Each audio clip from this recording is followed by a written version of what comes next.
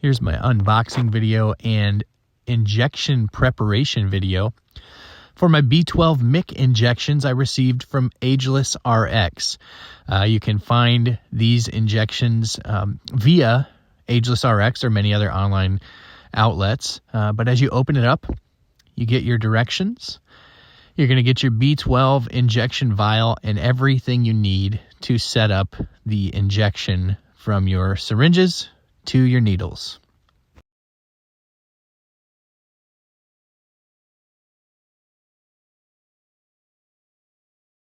The ingredients of the injection, as well as the injecting instructions, are conveniently on the label. So you get everything laid out here. I've got some hand sanitizer. Of course, you're going to wash your hands before you start all this.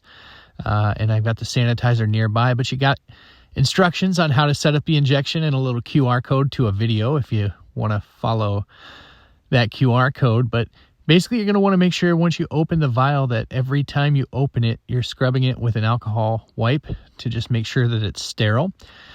And then you're going to peel off one of the syringes, and you're going to open also a needle with which you're going to draw the medication into the syringe and ultimately inject the medicine into your body.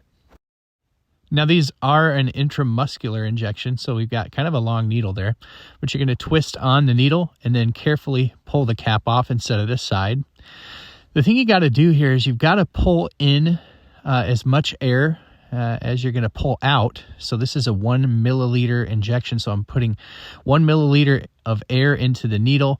I am placing the needle inside the rubber topper there, and I'm putting that air into the vial because that's what's going to allow me to draw that air back out along with the liquid.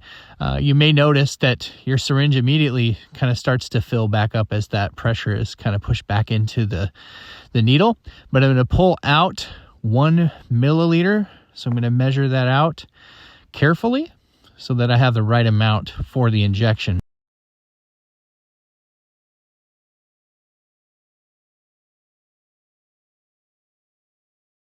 Once I have the right amount, I'm going to just simply pull the needle right out of the vial and set the vial back aside. Now, you may notice once you've drawn the medication into the needle that there are some air bubbles that you're going to want to kind of flick to the top of the syringe there. And once you've kind of flicked the bubbles to the top, you're just going to push those air bubbles out till a little bit of the liquid comes out. And as long as there's no bubbles left, you can just replace the cap. Now, I picked it up and put it in there, but you may want to leave the cap just kind of on the table and slide the needle in that way just to be sure you don't poke yourself.